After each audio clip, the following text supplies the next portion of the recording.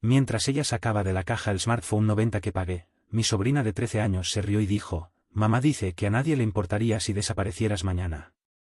La habitación estalló en carcajadas, excepto yo. Solo asentí con la cabeza, abrí mi teléfono, y con 2 toques rápidos, cancelé cada vínculo, bancos, facturas, pagos automáticos. Listo. Más tarde esa noche, hice las maletas, los corté de mi vida y desaparecí, dejando atrás una sola bolsa negra. Lo que encontraron dentro. Soy Andrés, tengo 37 años, actualmente soy editor de medios freelance para la sucursal regional de la empresa B, y aunque mi trabajo no es glamoroso ni estable, paga lo suficiente para mantener las luces encendidas y me da tiempo para ayudar a las mismas personas que parecen haber olvidado que la ayuda no es algo que se debe, es algo que se elige, y hoy me di cuenta de que mi elección había terminado. La habitación estaba llena de caras conocidas y tonos desconocidos, una fiesta de cumpleaños para la hija de mi hermana mayor, globos pegados al techo, un pastel sudando bajo las luces tenues y voces alzadas más por competencia que por celebración, todas más fuertes que la razón, más fuertes que la empatía, y ninguna cálida, al menos para mí. Acababa de darle a mi sobrina el teléfono caro, aún envuelto en su caja elegante, aún cargando el precio invisible de cada hora extra que no cobré, y ella rompió el empaque con una alegría que nunca se volvió hacia mí, sus ojos fijos en la pantalla antes de que la tapa tocara el suelo.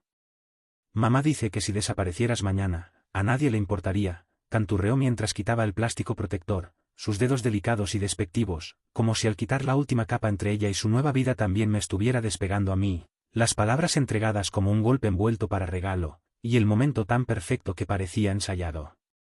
La risa llegó como una ola, aguda, rápida, colectiva, como si todos hubieran escuchado el mejor chiste, uno que yo no conocía, uno al que no había dado mi consentimiento, pero del que me había convertido en el remate, mientras yo sostenía el lazo, todavía sonriendo como un tonto, asintiendo como siempre, porque eso era lo que esperaban del hombre que siempre arreglaba, siempre financiaba, nunca importaba. Miré alrededor de la habitación, mi hermana Camila en el sofá, piernas recogidas, ojos en su teléfono, sin siquiera fingir ocultar su diversión, mi madre en la cocina, removiendo una olla que no necesitaba remover, de espaldas pero con los hombros levantados, delatando su silenciosa aprobación de la crueldad, y mi padre en el sillón reclinable, levantando su cerveza y murmurando: «Bueno, la niña no se equivoca, lo suficientemente alto para que se escuchara pero lo bastante bajo para fingir que no significaba nada». El tío Sergio resopló tan fuerte que casi se ahoga, los primos intercambiaron miradas y risas, e incluso mi sobrino más pequeño, de apenas 10 años, aplaudió como si hubiera presenciado un truco de magia, sin saber que el verdadero acto de desaparición aún no había ocurrido, pero ocurriría, muy pronto. Permanecí quieto, captando cada sonido, cada mueca, cada palabra suspendida en el aire como humo, espeso y difícil de respirar, y en ese momento me sentí más pequeño que nunca, no porque tuvieran razón, sino porque les permití creer que siempre estaría ahí para soportarlo. El teléfono vibró en mi bolsillo, una alerta bancaria programada, probablemente un pago que configuré hace semanas para los servicios de la familia, o las suscripciones de streaming de Camila, o el seguro compartido del que olvidé salirme, y en esa vibración, algo hizo clic en mi pecho, no fue ira, ni siquiera tristeza, sino claridad, fría y precisa. Así que sonreí, asentí una vez más, porque notarían si no lo hacía, y saqué mi teléfono, lo toqué 2 veces, no fuerte, no de manera dramática, solo 2 toques tranquilos y silenciosos, como un reloj, como memoria muscular, y con eso, comenzó, cada tarjeta cancelada, cada factura anulada, cada pago automático eliminado, cada red de seguridad que creían que siempre estaría ahí, desaparecida. No se dieron cuenta, todavía no, seguían riendo, aún disfrutando de mi humillación, pensando que yo era el tonto que nunca se iría, que no se atrevería a recuperar lo que había regalado, y quizás tuvieron razón por mucho tiempo, pero ya no. Observé a mi sobrina, ya hombro a hombro con su madre, no dio las gracias, no levantó la vista, solo deslizó el dedo por el teléfono con esa clase de derecho que se hereda como una reliquia familiar, y sentí que el nudo en mi garganta se retorcía en algo más silencioso, algo muerto. La voz de mi madre se alzó de nuevo: «Bueno, todos, es hora del pastel», su tono brillante y alegre como si nada hubiera pasado, como si yo fuera parte del fondo otra vez, esperando que tomara fotos, que aplaudiera, que sonriera, que jugara mi papel. En cambio, caminé despacio hacia la cocina, me apoyé en la encimera y los observé reunirse, sus voces mezclándose en un zumbido informe, velas encendidas, canciones cantadas, ojos brillantes, Y cerré los puños tan fuerte que sentí la piel clavarse en los bordes de mis uñas, sentí el calor subiendo detrás de mis ojos pero sin derramarse, nunca derramarse. Algo dentro de mí se quebró, no fuerte, no dramáticamente, pero sí finalmente, como una articulación forzada demasiado tiempo, y supe que no me quedaría hasta que cortaran la última rebanada, no esperaría a que alguien preguntara cómo estaba, no recogería sus platos ni limpiaría sus desastres como siempre hacía. Me fui temprano. Salí por la puerta lateral en la noche con nada más que mis llaves y una rabia silenciosa enroscada en lo profundo del pecho, y conduje a casa sin encender la radio, sin llamar a nadie, sin darles la satisfacción de una palabra más. En casa, me moví despacio, metiendo solo unas pocas cosas en una bolsa de lona, algo de ropa, mi pasaporte, el viejo reloj que nunca usaba, el juego de llaves de repuesto, y luego saqué la mochila negra del fondo de mi armario, la que nadie tocaba, la que no había pensado en años, pero que esta noche tenía un nuevo propósito. La llené con cuidado, deliberadamente, no con ropa ni dinero ni planes para huir, sino con algo más pesado, algo que no esperaban, y cuando volví en coche, la calle estaba tranquila, las luces seguían encendidas en la sala, la risa aún se escapaba por las ventanas como si nada hubiera cambiado, como si yo no hubiera ya iniciado el incendio. Entré por la puerta trasera, sin llave, crucé el pasillo sin que nadie me notara y dejé la mochila al pie de las escaleras, bien cerrada, su peso presionando la alfombra, silenciosa pero esperando, y luego me fui de nuevo, esta vez de verdad. Nadie me vio salir. Por supuesto que no. Yo ya me había ido. La mañana siguiente llegó con el gris callado de un cielo nublado y el sabor metálico de la determinación aún en mi lengua, y mientras el mundo afuera seguía como si nada hubiera cambiado, dentro de mi pecho había un zumbido silencioso de final, de esos que no gritan ni suplican, sino que se asientan hondo en tus huesos y dicen, ya terminaste. Pasé la noche en un alquiler temporal al otro lado de la ciudad, un lugar barato y sin gracia, con papel tapiz despegado y un colchón rígido que olía levemente a limpiador y a algo más viejo, y aunque apenas dormí, me sentí más descansado que en años, como si mis músculos finalmente hubieran dejado de tensarse bajo el peso de otro. Mi teléfono permaneció en silencio esa mañana, no porque aún no se hubieran dado cuenta, sino porque su sorpresa aún no se había convertido en pánico, todavía despertaban en el resplandor de su propia broma, riendo sobre café y tostadas, sin saber que el andamiaje que sostenía su comodidad había sido desmontado tabla por tabla mientras apagaban velas. Cuando llegó el primer mensaje, un simple «Oye, el internet no funciona», de mi hermana, ni siquiera me inmuté, solo vi la burbuja aparecer y desaparecer, sin leer, sin responder, irrelevante, porque ya sabía que detrás de esa pregunta había una cadena de facturas impagas, saldos olvidados y cuentas ahora marcadas como inactivas, el equivalente digital de cerraduras echadas. Un minuto después llegó otro, esta vez de mamá, Andrés, la app de servicios pide un nuevo método de pago, se venció algo, y ese casi me hizo reír, no porque fuera gracioso, sino porque era tan perfectamente ella, preocupación pasivo-agresiva disfrazada de curiosidad, como si preguntar amablemente pudiera revertir lo que ya había enterrado. Para cuando papá intentó llamar, su nombre parpadeando en mi pantalla como una señal moribunda, yo ya estaba dejando el alquiler, llaves en la caja de seguridad, la bolsa al hombro, el rostro sereno e inescrutable mientras pasaba junto a una familia en el vestíbulo discutiendo por cargos de room service, la voz del padre subiendo de frustración de una manera inquietantemente familiar. Puse mi teléfono en silencio, lo metí al fondo de la chaqueta y me dirigí al siguiente lugar que tenía en mente, no un hotel esta vez, sino el cuarto de invitados de un viejo amigo. Un sitio temporal arreglado semanas atrás bajo el pretexto de necesitar espacio mientras reestructuraba unos contratos, una media verdad que no cuestionaron porque nunca antes les pedí nada. Me entregó las llaves con un gesto, sin pedir detalles, sin indagar, solo dijo, quédate el tiempo que necesites, y eso fue más generosidad de la que mi propia familia me había mostrado en una década. Así que le agradecí con una sinceridad tranquila y prometí irme antes de fin de mes, ya planeando no quedarme ni un día más de 2 semanas. En la casa, mi antigua casa, su casa, el lugar que se había vuelto un santuario de obligación y culpa, imaginé el momento en que encontraran la mochila, no porque estuviera obsesionado, sino porque los conocía demasiado bien, sabía cómo sería paso a paso, voz por voz, la negación colapsando en confusión y luego hinchándose en indignación. Imaginé a Camila siendo la primera en verla, probablemente pasándola por alto al principio, demasiado ocupada gritando por el teléfono sobre la caída del internet como para notar algún cambio a su alrededor, hasta que algún gesto curioso la hiciera girar y abrirla, esperando quizás un regalo de cumpleaños olvidado o algún otro desastre que yo hubiera dejado atrás, y en cambio encontrando la verdad apilada ordenadamente en filas.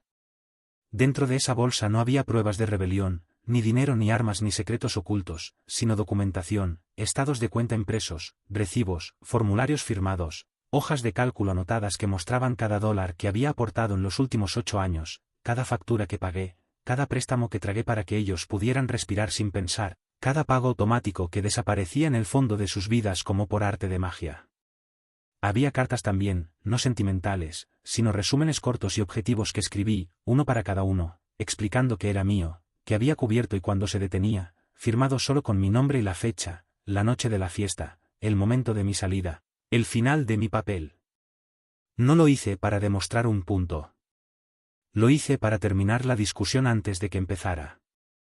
No habría confusión, ni manipulación de hechos, ni llamadas manipuladoras fingiendo que nunca estuve ahí. Verían en blanco y negro exactamente quién los había sostenido y exactamente cuándo decidí dejar de hacerlo.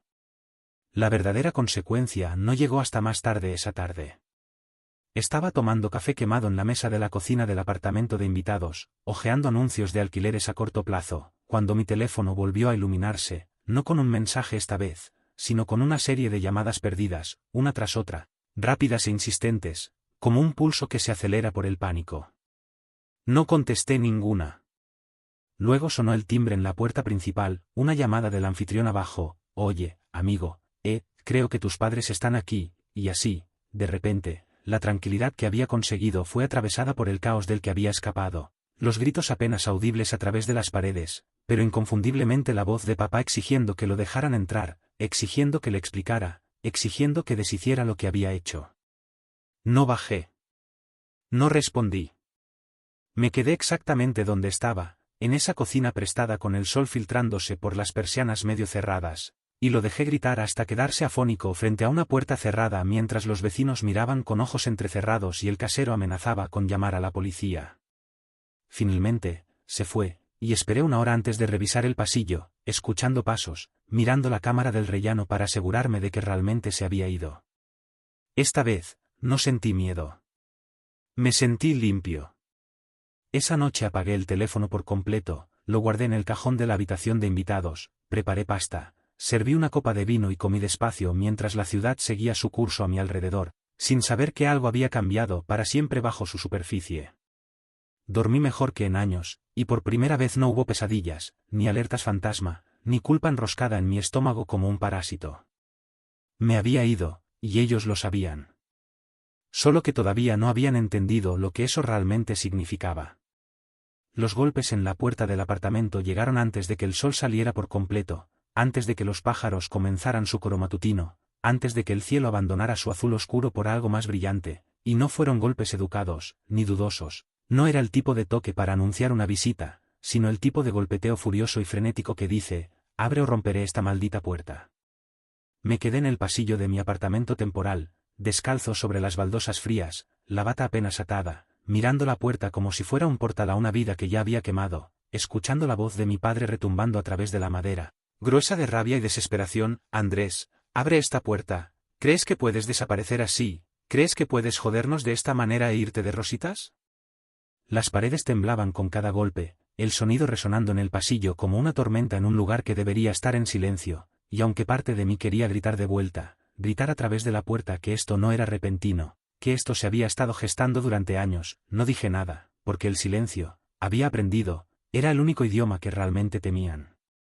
Sé que estás ahí.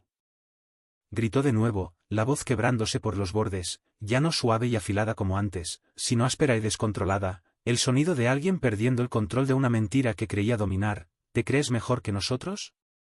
¿Crees que cortarnos te convierte en un héroe? Eres un cobarde, Andrés, siempre lo fuiste, siempre lo serás.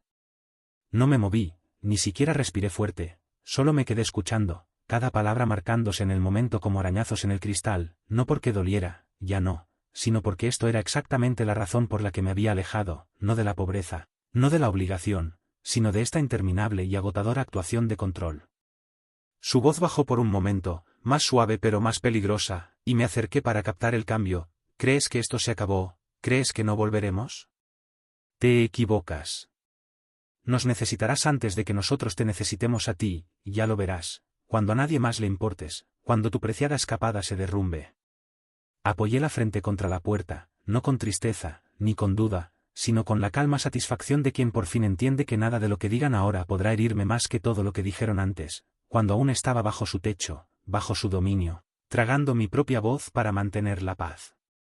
Finalmente los golpes cesaron, el pasillo volvió a quedar en silencio, y tras una pausa escuché sus pasos alejándose, pesados y descompasados, una puerta cerrándose a lo lejos, un motor encendiéndose y luego, nada, solo el zumbido lejano del tráfico matutino bajo la ventana.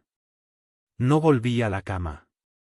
En cambio, preparé café, me quedé de pie junto a la ventana y observé cómo la ciudad cobraba vida, no como alguien que huye, sino como alguien que por fin está quieto, por fin desprendido, por fin libre del caos que una vez llamó familia.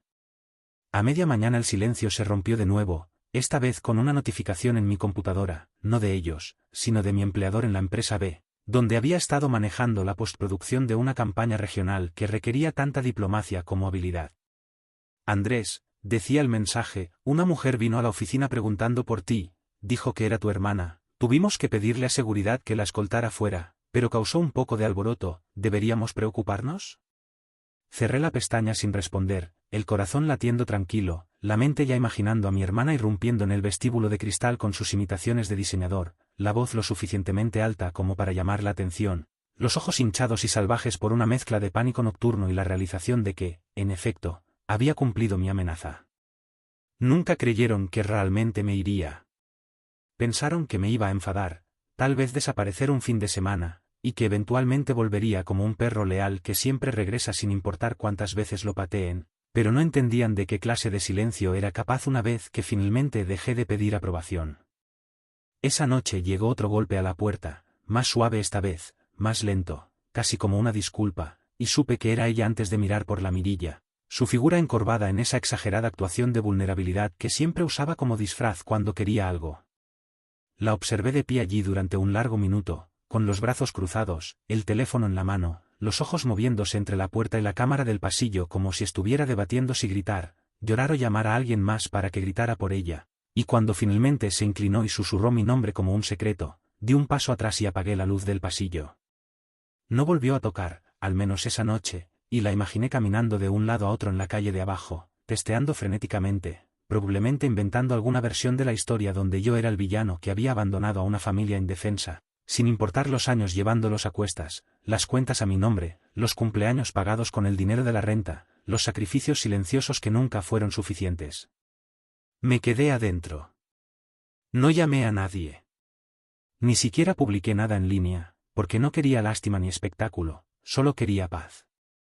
La mañana siguiente trajo más, mensaje de voz tras mensaje de voz apilándose como ladrillos en un muro que ellos estaban desesperados por derribar, cada uno un poco más frenético, un poco más suplicante, y finalmente uno de mi madre que decía, Andrés, cariño, sabemos que estás dolido, pero este no es el camino, nos estás rompiendo el corazón, te criamos, te amamos, por favor, vuelve a casa.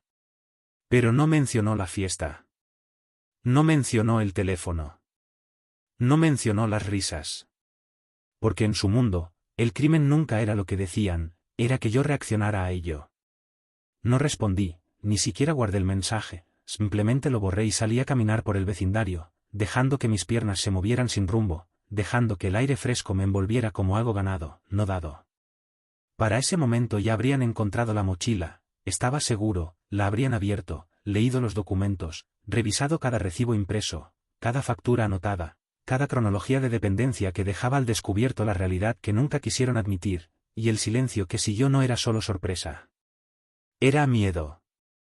No de perderme, sino de lo que venía después.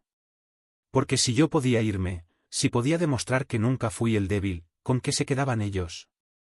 Solo consigo mismos. Y esa era la única cosa para la que nunca se prepararon.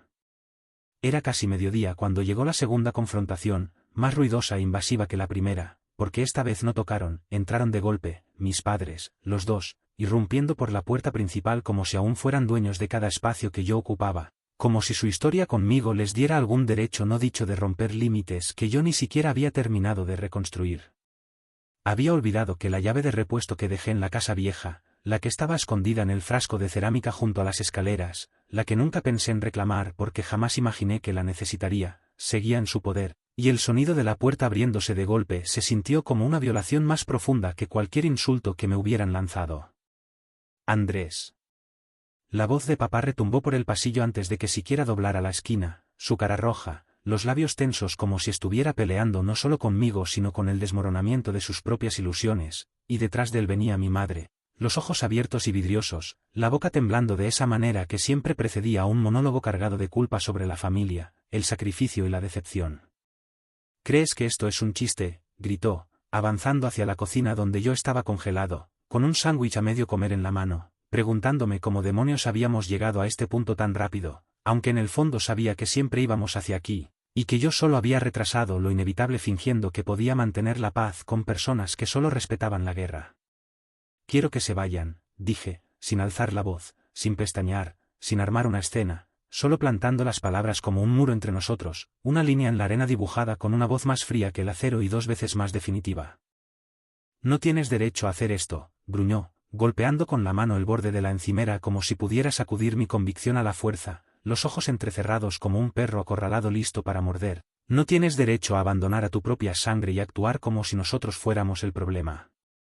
Me usaron, respondí, las palabras afiladas pero firmes, apretando el borde de la encimera, usaron mi nombre, mi crédito, mi tiempo, mi silencio, y ahora que se acabó, lo llaman abandono, pero no es abandono cuando alguien deja de ser su felpudo, es supervivencia. Mamá dio un paso adelante entonces, la voz entrecortada mientras extendía la mano hacia mí como si aún fuera ese niño callado en el asiento trasero que lloraba cuando lo dejaban en la escuela. Andrés, solo intentábamos mantener todo unido. Sabes lo difícil que ha sido desde que tu padre se jubiló, desde la separación de Camila, sabes que no queríamos hacerte daño. Sé exactamente a qué te refieres, respondí, apartando su mano mientras caminaba hacia la sala, poniendo distancia entre nosotros, no porque tuviera miedo, sino porque no quería gritar, no quería ser como ellos. Querías mantenerme atado con una correa hecha de culpa y obligación, y ahora que la he cortado, estás desesperada por arrastrarme de vuelta. Papá me siguió, más lento ahora, como si mi calma lo pusiera nervioso, como si no supiera si debía gritar o suplicar, y su voz salió más baja esta vez, pero no menos cortante. Estamos en problemas, ¿de acuerdo? Las tarjetas no funcionan, la hipoteca rebotó, ayer se llevaron el coche de Camila, ¿te parece gracioso? Entonces me giré hacia él, lo miré a los ojos por primera vez en lo que parecían meses, y dejé que lo viera, que viera el vacío absoluto que me quedaba para él, el depósito de cuidado que se había secado. Todo lo que están perdiendo ahora era algo que yo mantenía a flote durante años, su comodidad venía de mi agotamiento, y ya terminé. Él se rió entonces, corto, amargo, como si intentara ocultar el miedo con valentía, y se apoyó en el marco de la puerta como si necesitara sostenerse. ¿Y ahora qué? ¿Vas a escribir un libro sobre lo noble que eres? ¿Sobre cómo tus padres malvados te succionaron la vida mientras tú, noblemente, financiabas el imperio de la ingratitud? No, dije, acercándome, no por agresión sino con precisión, porque quería que escuchara cada palabra claramente, que nada se perdiera en el ruido. No estoy escribiendo un libro, estoy viviendo una vida que no gira en torno a personas que solo me ven útil cuando estoy callado y desechable cuando hablo. Su mano se apretó a su lado como si debatiera si golpear algo, la encimera, la mesa, a mí, pero no se movió, no porque se estuviera conteniendo, sino porque no sabía qué hacer sin un objetivo que se encogiera, sin un hijo que bajara la mirada y pidiera perdón por existir. Malagradecido, murmuró, las palabras apenas saliendo de su garganta, como si supiera que ya no hacían efecto, como si finalmente empezara a darse cuenta de que esto no era una fase, ni un berrinche, ni una búsqueda de atención, esto era el final. Inténtalo, dije, y en cuanto las palabras salieron de mi boca, la tensión en la habitación se espesó, el desafío colgando entre nosotros como el momento antes de un golpe, pero él no se movió, solo se quedó ahí, temblando, desinflándose, envejeciendo frente a mí como un globo que pierde cada gramo de autoridad que creía tener. Te criamos, dijo mamá de nuevo, más suave esta vez, su voz quebrándose bajo el peso de un guión que había repetido demasiadas veces, te dimos todo, comida, ropa, escuela, y ahora te vas como si no significáramos nada. Me criaron, dije, caminando hacia la puerta y abriéndola de par en par, y luego me desangraron, y ahora, ustedes se van. Su boca se abrió, pero las palabras murieron antes de llegar a su lengua, y papá parecía que iba a pelear una ronda más, pero hasta él sabía que ya no quedaba nada en el tanque, nada en mí que se pudiera herir. Pasó junto a mí gruñendo, murmurando entre dientes sobre ingratitud, sobre fracaso, sobre cómo volvería arrastrándome cuando el mundo se pusiera frío, y mamá se quedó solo un segundo más, las lágrimas empezando a acumularse en el borde de sus ojos, no porque estuviera destrozada, sino porque no sabía qué hacer cuando su actuación dejaba de funcionar. Cuando salieron al pasillo, no azoté la puerta. La cerré suavemente. Porque quería que la oyeran encajar. Quería que supieran que el sonido más suave aún podía significar nunca más. Para cuando el ascensor se abrió con un din en el edificio donde trabajaba, ya sabía que algo iba mal, no porque alguien me hubiera escrito, ni por un cambio sutil en el aire, sino por la forma en que dos recepcionistas levantaron la vista de sus escritorios al mismo tiempo, los ojos un poco más abiertos de lo normal, sus sonrisas tensas en esa forma particular en que la gente sonríe cuando no quiere ser parte del desastre que se desarrolla detrás de ellos. No necesitaba preguntar si ella había estado allí, podía sentir el residuo de su voz todavía resonando débilmente en el espacio, ese tono chillón e indignado que rebotaba en el vidrio y el cemento como si perteneciera, como si exigiera ser escuchado, y sabía exactamente cómo habría sucedido porque ya lo había visto antes, solo que no en un vestíbulo lleno de compañeros de trabajo. Simplemente apareció, susurró mi jefe más tarde, llevándome a un rincón de la sala de descanso como si estuviera entregando información confidencial, sus manos jugueteando con un dimude de café. Dijo que era urgente, algo de la familia, pero no se quería ir cuando se lo pedimos, terminó gritándole al guardia de seguridad, dijo que te estabas escondiendo, que le debías respuestas. No va a volver, respondí, mi voz tranquila pero firme, el filo de la finalidad lo suficientemente agudo como para marcar un límite. Ya no es mi problema. Y mientras se la sentía, lento, torpe, pude ver la pregunta en sus ojos, la curiosidad que no expresaba, la historia que quería sin preguntar, pero no le di nada más, porque no estaba ahí para hacer control de daños, no estaba para explicarme como un adolescente sorprendido faltando a clase, estaba ahí para trabajar, respirar y existir sin que arrastraran su caos a cada rincón de mi vida. Esa tarde me fui temprano, no porque tuviera miedo, sino porque sabía cómo funcionaba este juego, la escalada siempre venía en oleadas, y una vez que el primer espectáculo público fallaba, el siguiente llegaría rápido y feo, y no quería darles audiencia, no quería dejar que mancharan otro espacio que todavía se sentía limpio. Efectivamente, al acercarme a la esquina cerca de mi edificio, los vi, no a ambos padres esta vez, sino a mi hermana, paseándose por la acera frente a la entrada como si tuviera todo el derecho de estar allí, como si ese fuera su territorio y yo simplemente lo hubiera tomado prestado sin permiso, su teléfono apretado en la mano como un arma, los ojos saltando entre cada rostro que pasaba. El portero me recibió en la entrada lateral, con una mirada apenada pero vacilante, y antes de que pudiera preguntar, empezó a explicarse, en voz baja, lleva aquí más de una hora, exigiendo hablar contigo, dice que es cuestión de vida o muerte, que estás arruinando todo, intenté que se fuera pero no quiere escuchar. ¿Ha tocado a alguien? Pregunté, ya sabiendo la respuesta pero necesitando marcar el límite oficialmente, y cuando él negó con la cabeza, asentí una vez y dije claramente, la próxima vez, llama a seguridad antes de que pise la propiedad, si vuelve, no puede quedarse aquí gritando, se la lleva seguridad.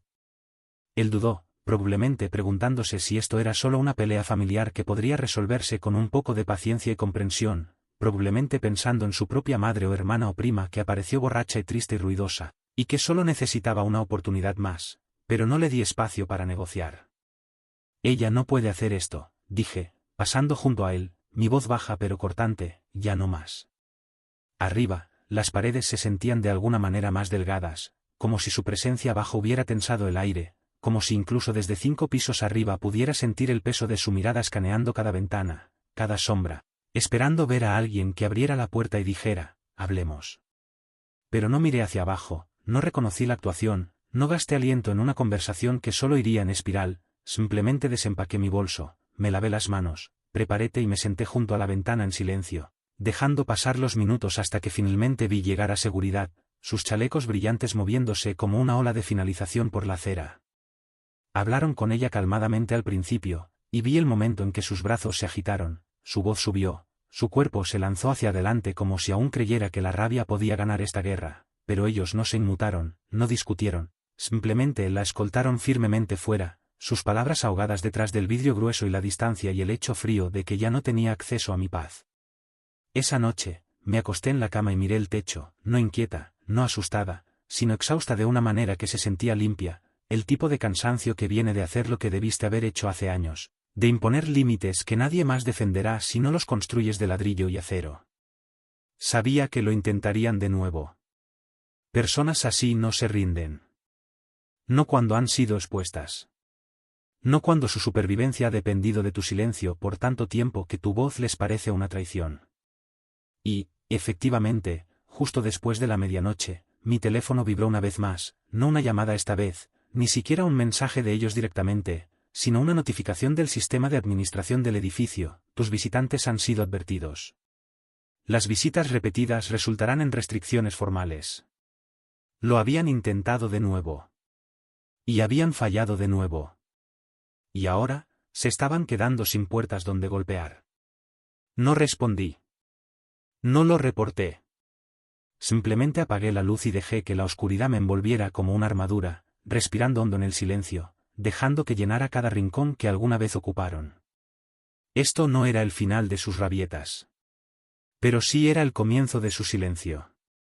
Porque cuanto más gritaban, más el mundo veía quiénes eran en realidad, y menos tenía yo que explicar. En los días que siguieron, apagué todas las notificaciones, silencié todas las aplicaciones, eliminé todo acceso rápido a sus números y desactivé cada plataforma donde sus voces alguna vez me alcanzaron, no porque me estuviera escondiendo, no porque tuviera miedo de sus palabras, sino porque ya no les debía la dignidad de acceder a una vida que nunca respetaron en primer lugar. El silencio que llenó el vacío que dejaron no fue pacífico al principio, fue crudo, desconocido, casi desorientador, como entrar en una habitación donde las paredes han sido despojadas, los ecos de tu antigua vida todavía flotando en las esquinas, susurrando tu nombre como advertencia o desafío. Pero no miré atrás. No revisé los viejos mensajes, no volví a escuchar los mensajes de voz, no busqué algún ruego oculto entre los insultos y las manipulaciones que justificara dejarlos entrar de nuevo, simplemente dejé que cada hora se extendiera más que la anterior, respirando a través de la incomodidad, recordándome que esto no era soledad. Esto era sanar. Y con cada día que pasaba, el ruido que habían construido a mi alrededor, las demandas, las expectativas, la crueldad disfrazada de bromas, empezó a retroceder como una marea que finalmente perdió la fuerza para volver. Por supuesto, no se detuvieron, no esperaba que lo hicieran, porque personas así no se callan fácilmente, no cuando su manipulación ha echado raíces tan profundas que creen que les pertenece, y así se acercaron en oleadas, primero las llamadas desesperadas, luego las amenazas, y finalmente, los mensajes disfrazados de disculpas que no eran más que acusaciones apenas veladas en tonos suaves. Camila envió una foto el tercer día después del incidente, una imagen borrosa de su sala en la oscuridad, iluminada solo por una vela sobre la mesa de centro, las sombras largas y dramáticas, claramente preparada, con un pie de foto que decía: «Nos quedamos sin opciones, ¿de verdad esto es lo que querías?». No respondí. Porque si ella hubiera hecho esa pregunta con alguna sinceridad, habría recordado que lo que yo quería nunca fue venganza, lo que yo quería era paz, respeto, una familia que no me tratara como un cajero automático con forma humana, un hermano al que no culparan por poner límites, un hijo que no tuviera que comprar afecto solo para ser tolerado. Más tarde esa misma noche, mamá envió un mensaje de voz, su voz temblorosa, cargada de lágrimas, de esas que antes solían derrumbarme sin falta, y dijo: «Andrés, sé que estás herido, y sé que hemos dicho cosas, pero esto es demasiado. Estás destrozando a tu familia, cariño, todos nos estamos desmoronando sin ti». Y tal vez habría funcionado, si no hubiera escuchado ya cómo sonaba cuando pensaba que yo no estaba escuchando, riéndose con mi padre sobre lo sensible que era, minimizando mi agotamiento como si fuera una molestia que tenían que tolerar para beneficiarse de la renta gratis y los regalos de cumpleaños. Así que borré el mensaje sin escuchar el resto. Ni siquiera dejé que terminara de descargarse. Porque su dolor solo aparecía cuando llegaban las consecuencias, nunca cuando se estaba causando el daño. Pasaron 2 días más, y entonces el tono cambió de nuevo, llegaron los mensajes de papá, texto tras texto goteando furia, algunos en mayúsculas, otros llenos de puntos suspensivos como si intentara contener algo feroz. «Eres una vergüenza», decía uno. «¿Crees que esto te hace poderoso? Solo te hace débil». Luego, los hombres de verdad no huyen de sus familias, arreglan lo que está roto. Y finalmente, vas a volver arrastrándote, y nosotros no estaremos aquí cuando lo hagas. Me reí cuando leí ese, no porque fuera gracioso, no porque doliera, sino porque sabía la verdad que se estaban tragando, que ya habían intentado todas las puertas, ya habían contactado a los primos con los que apenas hablaban, Ya habían jugado la carta de la lástima con cada conocido lejano y viejo amigo dispuesto a escuchar, y nadie había ido a salvarlos. Yo había sido su salvavidas. Y ahora se estaban ahogando en el peso de su propia arrogancia. Pasé la siguiente semana en casi total silencio, no porque me estuviera escondiendo sino porque quería sentir lo que era vivir sin que nadie me exigiera nada, comer cuando tuviera hambre sin revisar si alguien más necesitaba víveres, irme a dormir sin preocuparme de si un pago rechazado les cortaría la calefacción. Caminé la ciudad como un hombre viéndola por primera vez, lento, deliberado, sin propósito, quedándome afuera de cafeterías a las que nunca entré, viendo a desconocidos reírse con sus teléfonos, observando a niños tirar de las mangas de sus padres, empapándome del murmullo tranquilo de vidas que no giraban en torno a la supervivencia. Una mañana pasé junto a un lago, lo suficientemente temprano como para que la niebla aún flotara sobre la superficie como un aliento, y me senté en un banco con una libreta en el regazo, tratando de escribir lo que sentía ahora que por fin estaba solo, por fin intacto, por fin libre de cargas. Y descubrí que no tenía mucho que escribir. Porque ya no quedaba nada por explicar. La libertad no necesita narración. Solo necesita espacio. Para cuando llegó el 10º día, los mensajes se habían ralentizado, las llamadas casi se habían detenido, y los mensajes de voz ahora venían en su mayoría de números desconocidos que no reconocía, probablemente cuentas falsas que usaban para evitar ser bloqueados, probablemente contactando desde teléfonos prestados o aplicaciones desechables para decir lo mismo con voces nuevas. No respondía a ninguno. No porque no me importara, sino porque el hecho de que te importe no exige regresar. Exige distancia. Y lo único que les debía ahora era el silencio que siempre me exigieron cuando les convenía, cuando protegía su comodidad, cuando preservaba su ilusión de que yo nunca me iría. Pero me había ido. Y cada segundo de silencio era la prueba de que no iba a volver. El mensaje llegó exactamente 13 días después de que salí de sus vidas y cerré todas las puertas tras de mí, enterrado entre una cadena de otros textos sin abrir y notas de voz a medias que ya ni siquiera me molestaba en borrar, una sola línea escrita sin puntuación, como si la hubiera tecleado a toda prisa o desesperación o ambas. Partido este sábado nuestro equipo juega, ven si quieres hablar.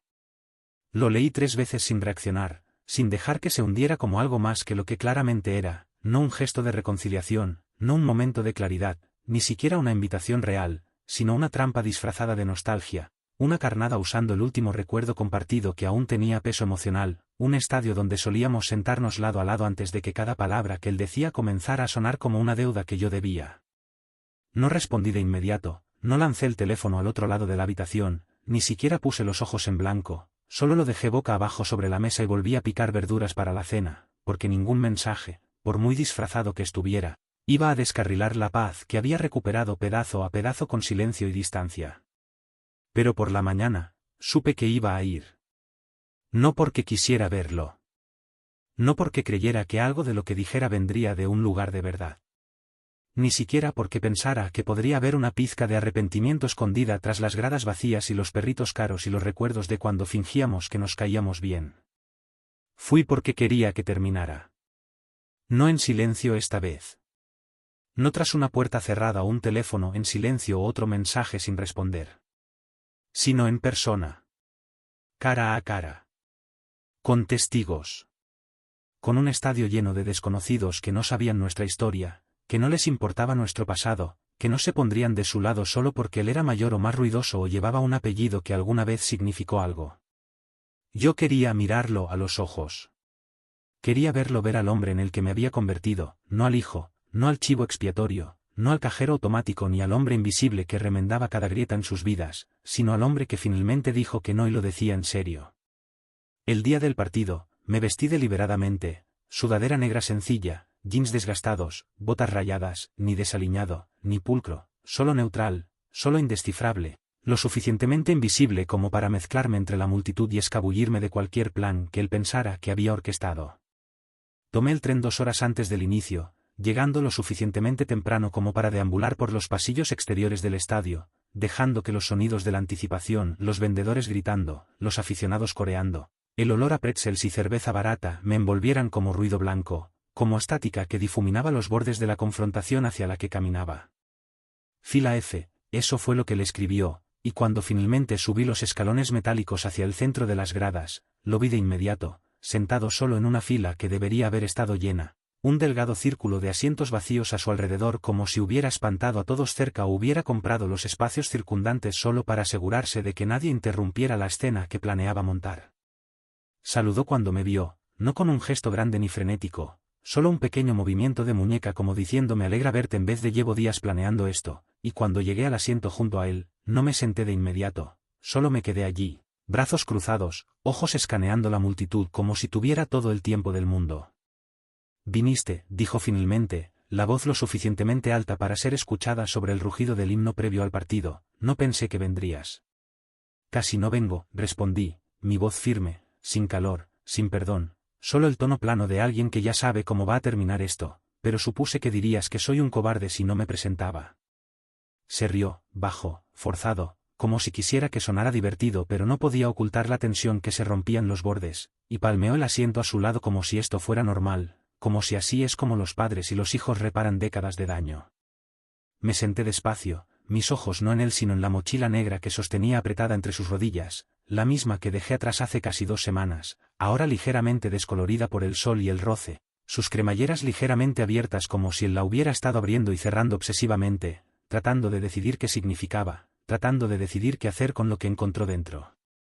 Pensaste que eras listo, dijo, inclinándose un poco, su aliento cálido con cerveza y bravuconería, dejando esa bolsita atrás como una especie de mensaje. Bueno, lo recibimos alto y claro. No la dejé para ti, respondí, mirándolo de reojo solo el tiempo suficiente para hacerlo estremecerse, la dejé para la verdad. ¿De verdad crees que a alguien le va a importar?, preguntó, su voz subiendo un poco, no lo suficiente para llamar la atención, pero sí para delatar la grieta en su confianza. ¿Crees que puedes simplemente desaparecer, dejar unos papeles y andar por ahí como un mártir noble? No, dije, girándome para mirarlo de frente ahora, el ruido del estadio pulsando a nuestro alrededor como un muro vivo, no creo que sea un mártir, creo que ya terminé de ser tu salvavidas. Se burló, apretando la mochila más fuerte como si quisiera lanzarla o romperla o tal vez solo arrojarla por la barandilla y fingir que nunca existió. Estás faroleando, esta sigue siendo tu familia, y no puedes simplemente alejarte de tu sangre. Lo hice, dije, y esta vez, no parpadeé. La multitud estalló cuando los equipos salieron al campo, pero nosotros no nos movimos, no vitoreamos, no aplaudimos, no hablamos, solo nos sentamos en esa extraña quietud entre el inicio del partido y el final de cualquier ilusión que le quedara. «¿Crees que tienes poder ahora?», murmuró, la voz temblando mientras tocaba la mochila, «pero todo esto solo prueba que fuiste lo suficientemente tonto como para guardar recibos. ¿Crees que eso te hace una víctima?». No, dije, inclinándome hacia adelante, las manos entrelazadas entre mis rodillas, me hace libre. No respondió. Solo miró el campo como si pudiera encontrar alguna versión de sí mismo allí afuera que aún no hubiera perdido. Pero yo ya había ganado. No con ruido. No con puños. Sino con silencio. Y una mochila llena de verdad. El momento en que abrió la mochila, sus manos temblando levemente, sus dedos torpes con la cremallera como si no pudiera decidir si quería demostrar algo o romper algo, me recosté en mi asiento y dejé que los sonidos de la multitud del estadio nos envolvieran, una marea de desconocidos animando, abucheando y gritando por jugadas que aún no comprendían, ajenos a la guerra silenciosa que se desataba en la fila F. No sacó todo de una vez, no como esperaba, sino que levantó la carpeta superior lentamente, los bordes manila curvados de tanto manipularla, sus ojos repasando los encabezados en negrita que imprimí semanas antes en preparación para este momento, y mientras leía el desglose detallado de líneas de crédito, transferencias de cuentas, pagos de intereses y saldos vencidos que cubrí en silencio, vi algo cruzar su rostro que no veía desde que era niño, confusión, o tal vez miedo. Me miró, la voz baja ahora, casi sepultada bajo la ola de vítores cuando nuestro equipo local anotó un touchdown, pero aún lo bastante afilada para cortar. ¿Y qué? ¿Quieres un trofeo por ser el contador de la familia? No aparté la vista del campo, no lo miré, ni siquiera parpadeé, solo hablé lo suficientemente claro como para que la gente de la siguiente fila girara levemente la cabeza, quizás captando el filo de algo real atravesando el ruido del día del partido. No, quiero una salida limpia, y esto es el recibo. Cerró la carpeta de golpe como si lo hubiera insultado, los nudillos blancos contra el cartón, y la metió de nuevo en la mochila con un resoplido entre los dientes, negando con la cabeza como si él fuera el traicionado, como si la evidencia de su propio parasitismo fuera de algún modo una injusticia que yo le había infligido. Actúas como si fueras algún tipo de héroe, escupió, más alto ahora, su voz atrayendo miradas de dos hombres detrás de nosotros, uno de los cuales entrecerró los ojos y se inclinó ligeramente hacia adelante, probablemente preguntándose si estaba a punto de presenciar algo digno de grabar, como si hubieras sufrido en silencio mientras vivíamos a tus expensas, pero nunca dijiste que no, Andrés, nunca te plantaste y dijiste que no podías hacerlo. Porque cada vez que lo intenté, respondí, girándome hacia él por completo ahora, me hiciste sentir culpable, me menospreciaste, me ignoraste, cada vez que dudé, tú redoblaste el silencio que me entrenaste a guardar, y cada vez que tragué esa incomodidad para proteger tu orgullo, tomaste más, así que no actúes como si mi silencio fuera consentimiento.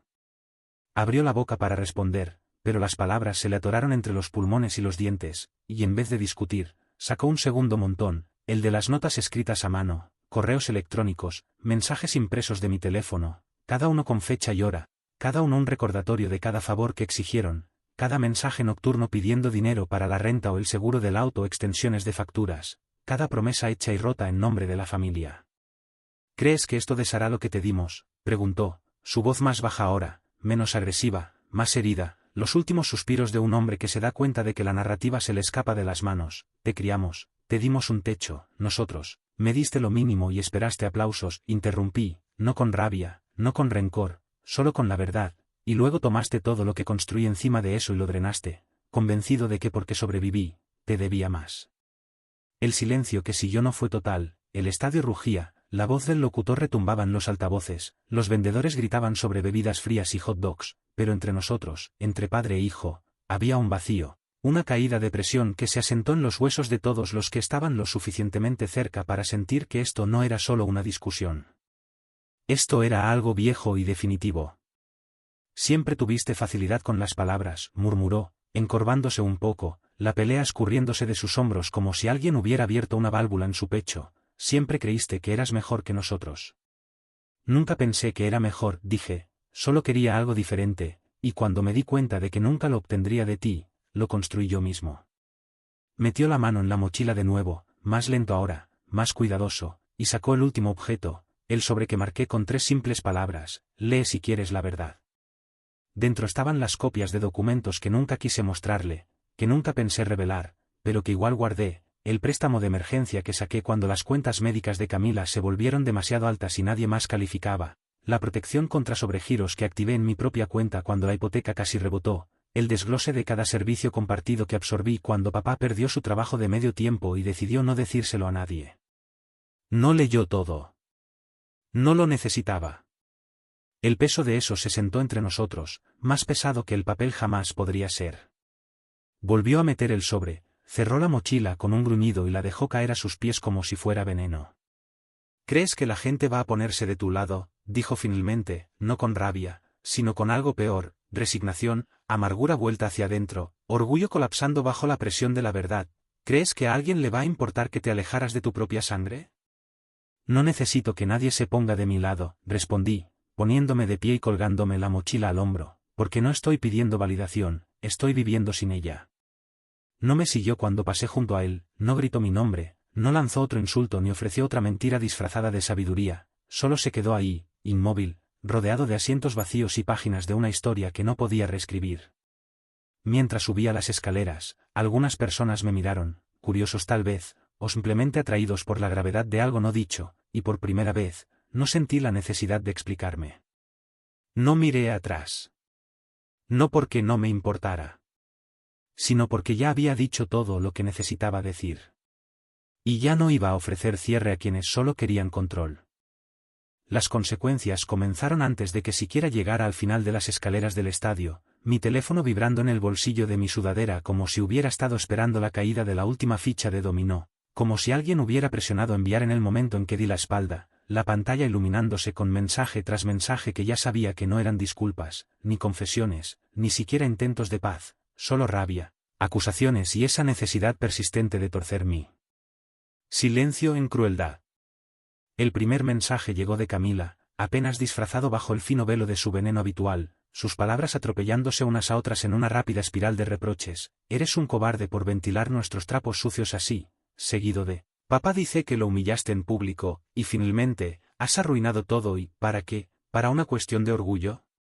Ni siquiera desbloqueé la pantalla para leer el resto. simplemente puse el teléfono boca abajo dentro de mi mochila, dejándolo vibrar contra la tela hasta que finalmente se agotó la batería, el ruido desvaneciéndose en algo mucho menos invasivo que las voces que había soportado durante años. Esa noche, caminé por las calles de la ciudad sin destino, el aire fresco de la tarde arremolinándose contra mi rostro, las farolas parpadeando como ojos que pestañean en la niebla, y por primera vez desde el día en que desaparecí, me permití ir más despacio, dejar que el silencio se asentara, no solo a mi alrededor sino dentro de mí, la ausencia de su ruido convirtiéndose en una especie de música que nunca supe que extrañaba. Pero lo sabía, incluso antes de regresar a mi apartamento, incluso antes de deslizar la llave en la cerradura y entrar en la quietud tenue y familiar, que no se detendrían, no ahora, no después de todo lo que dije, todo lo que revelé, porque personas así no se rinden cuando las expones, solo cambian de táctica. Así que no me sorprendió cuando, a la mañana siguiente, encontré a mi casero esperando fuera de mi puerta, su rostro pálido e inseguro, sosteniendo una nota arrugada en una mano y una disculpa vacilante en la otra, su voz impregnada de algo que parecía casi vergüenza. Andrés, lamento molestarte así, pero, están abajo otra vez, tu padre, tu hermana, están armando un escándalo en el vestíbulo, se niegan a irse. Suspiré, me hice a un lado y le hice señas para que pasara, no porque quisiera compañía, sino porque quería que lo viera, la paz que había construido, la línea que había trazado, el silencio que había luchado tanto por proteger, y cuando miró a su alrededor la ropa cuidadosamente doblada, el pequeño escritorio junto a la ventana, la cena intacta en la estufa, asintió como si entendiera algo más profundo de lo que las palabras pueden explicar. Llamaré a la policía, ofreció, con voz baja, cuidadosa, casi avergonzado de verse involucrado en algo tan personal, pero ayudaría si lo dejas claro, oficialmente, que no son bienvenidos. Así que lo hice. Redacté un aviso formal en una hoja blanca sencilla, lo firmé con tinta firme y se lo entregué sin pensarlo 2 veces, observando cómo lo leía 2 veces, luego lo doblaba y lo guardaba en su bolsillo con una especie de reverencia, como si fuera algo más pesado que una simple carta, como si fuera una armadura. Y cuando los guardias finalmente los escoltaron afuera, mi padre rojo de rabia y gritando, Camila llorando con una mano dramáticamente en el pecho como una mártir en alguna tragedia barata, no miré por la ventana, no espié entre las persianas, no intenté presenciar su salida. Porque ya no necesitaba pruebas de su desesperación. Podía sentirla en el silencio que antes llenaban con ruido. Esa tarde, recibí un paquete, sin remitente, sin número de seguimiento, solo un simple sobre marrón metido en mi buzón, sellado con cinta, la letra del frente inconfundiblemente la de mi madre, inclinada y apretada como si la hubiera escrito rápido y sin respirar. Dentro había una carta, de 3 páginas, escrita con su característico bolígrafo azul, el mismo que usaban las tarjetas de Navidad y las listas de compras, la tinta corrida en algunos lugares como si hubiera intentado contener las lágrimas y no lo hubiera logrado, el papel ligeramente arrugado por la presión de su escritura.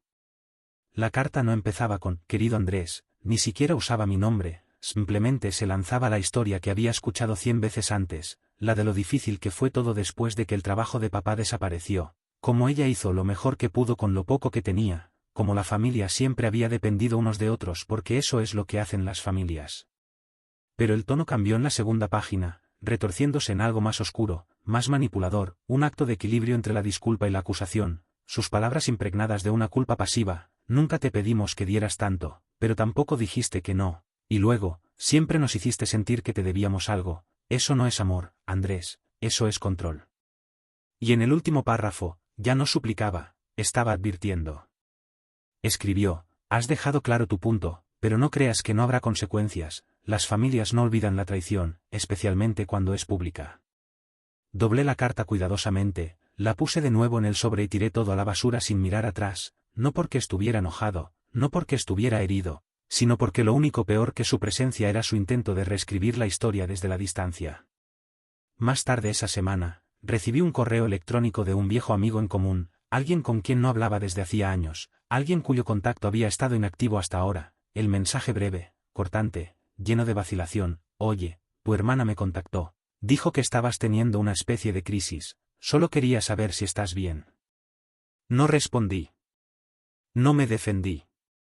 No expliqué que no me estaba desmoronando, me estaba desenredando. De ellos. De su narrativa. Del mito de que sobrevivir siempre debe parecerse al sacrificio. En cambio, cerré la laptop, salí afuera y me senté en el borde de la vieja fuente de piedra cerca del parque, dejando que el rocío me golpeara la cara con la brisa, observando a los niños lanzar pan a los patos y a los adolescentes agrupados sobre sus teléfonos, todos existiendo en un mundo intacto por mi tormenta. Me quedé allí hasta que el cielo se volvió naranja. Hasta que mi teléfono vibró una última vez. Hasta que la batería murió de nuevo. Y no me molesté en recargarlo. Porque si querían gritarle al vacío, podían hacerlo sin mí. Ya no estaba escuchando. No me mudé. No cambié mi número. No los bloqueé de todos los canales posibles como a veces hace la gente cuando quiere desaparecer por completo, porque no estaba tratando de borrarme, no me estaba escondiendo de ellos, y no tenía miedo de que me encontraran, ya no, porque la verdad era que ya me habían perdido mucho antes de que saliera de esa fiesta de cumpleaños con una mochila negra y el tipo de silencio que habla más fuerte que cualquier adiós. Lo que hice en cambio fue mucho más simple, mucho más silencioso y mucho más permanente. Me quedé exactamente donde estaba, caminé por las mismas calles, mantuve el mismo apartamento, volví al mismo supermercado los sábados por la mañana y pasé por la misma cafetería de camino a casa desde el parque, pero ahora, lo hacía solo, sin mirar por encima del hombro, sin revisar el teléfono por las consecuencias, y sin contener la respiración esperando otra emboscada emocional. Ellos pensaron que su ausencia sería mi ruina. Pensaron que la culpa volvería a podrirse en mi vida como moho bajo pintura fresca. Pensaron que si ponían a todos en mi contra, si convertían cada historia compartida en un mito de abandono y traición, entonces eventualmente volvería arrastrándome por un perdón que nunca necesité ganarme en primer lugar. Pero no pasó nada. Nadie vino. No llegó ningún gran ajuste de cuentas para castigarme por alejarme de personas que solo sabían amar a través del control, la expectativa y la vergüenza. En cambio, lo que llegó fue el ritmo tranquilo y constante de una vida que ya no requería actuación, que ya no me pedía dar lo que no podía permitirme, que ya no medía mi valor en silencio y sacrificio. Empecé a dormir mejor, no solo más tiempo, sino más profundo, despertando sin la niebla de conversaciones inconclusas y resentimientos no dichos enroscados en las esquinas de mi pecho, ya no sobresaltado por el sonido imaginario de la voz de mi padre en el pasillo o el golpe de mi madre en la puerta, exigiendo ser escuchados en nombre de la familia. Comía cuando tenía hambre, no cuando era conveniente para alguien más. Trabajaba cuando me sentía inspirado, no cuando necesitaban que pagara otra factura. Caminaba sin destino, me sentaba en banco solo para sentir el sol en mi cuello, a veces, solo a veces, incluso sonreía a extraños, no porque quisiera algo de ellos, sino porque finalmente tenía algo para dar. Los domingos, pasaba por la vieja librería de la calle C, esa que siempre había querido visitar pero nunca tenía tiempo, la de los estantes torcidos y los carteles escritos a mano pegados en la ventana, y ahora, entraba sin lista, sin plan, dejándome perder entre historias que no eran mías, dejando que nuevas voces resonaran en mi mente en vez de las suyas. Llené mi apartamento de pequeñas cosas que lo hacían sentir como un hogar, plantas que realmente recordaba regar, lámparas suaves en vez de luces fuertes del techo, discos de segunda mano del mercado de pulgas que crepitaban suavemente al girar, y me di cuenta, una tarde mientras tomaba té en completo silencio, que esto era lo que la gente quería decir cuando hablaba de paz mental. No era ostentoso. No era dramático. Era solo quietud. Una noche de principios de otoño, pasé junto a una familia en el parque, un padre persiguiendo a su hija entre las hojas, su risa alta y brillante, su bufanda ondeando detrás de ella como una bandera de alegría, y por un momento, me quedé quieto, observándolos con una especie de asombro, no envidia, no arrepentimiento, solo una extraña sensación de distancia de una vida que alguna vez pensé que necesitaba. No la anhelaba. No la deseaba. Simplemente observé, asentí y seguí caminando.